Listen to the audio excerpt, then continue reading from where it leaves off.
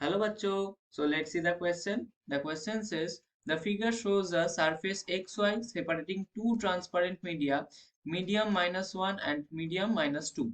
The lines AB and CD represent wave fronts of a light wave traveling in medium -1 and interface XY.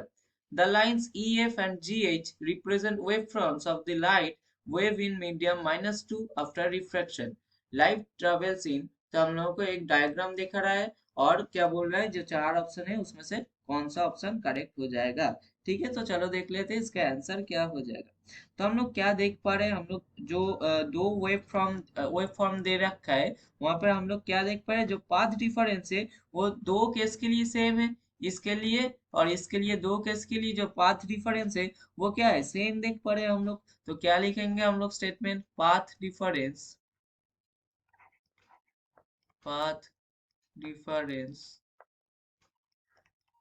In path difference in से अच्छा लिखते हैं path difference between. ठीक है, थोड़ा language भी अच्छा हो जाएगा। Path difference between two wave fronts.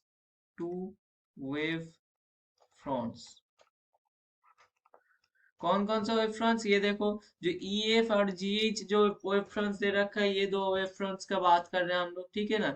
और AB और CD ये जो दे रखा है इसका बात कर रहे हैं। ये दोनों को कंपेयर करके हम लोग क्या बोल रहे हैं कि पाथ डिफरेंस है, जो दो वेव फ्रंट्स का, उस दो वेव फ्रंट्स का जो पाथ डिफरेंस है वो क्या है, इक्वल है दो केस के लिए ही। तो क्या लिखेंगे, two wave fronts is equal in both the cases। तो क्या बोल रहा है, पाथ डिफरेंस इक्वल है दोनों केस में, पहला वाला केस में भी दूसरा वाला केस में भी पाथ डिफरेंस जो है वो सेम है। और तो और क्या बोलेंगे, और तो और हम लोग बोलेंगे the wave fronts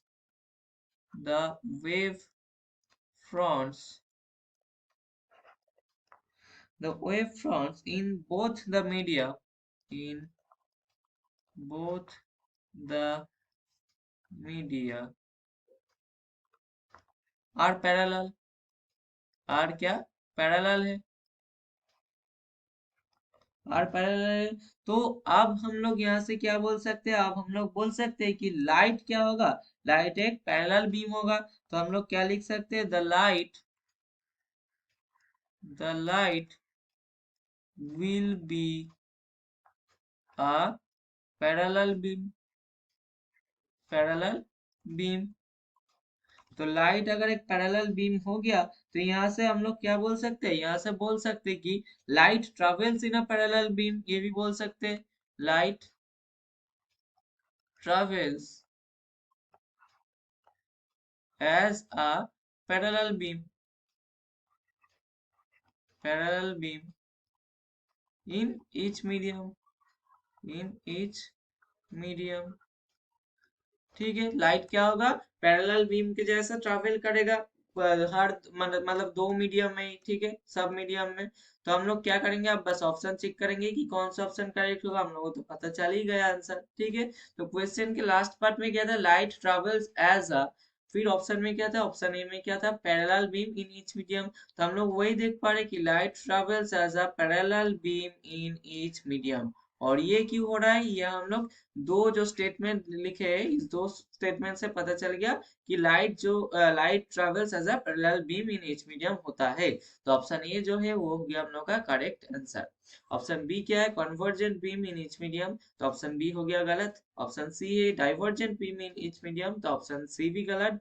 and finally option D जो है divergent beam in one medium and convergent beam in other medium, तो ये भी ऑप्शन हो गया अपना गलत। तो हम लोग का फाइनल एंड करेक्ट आंसर कौन सा हो गया, option A, parallel beam in each medium.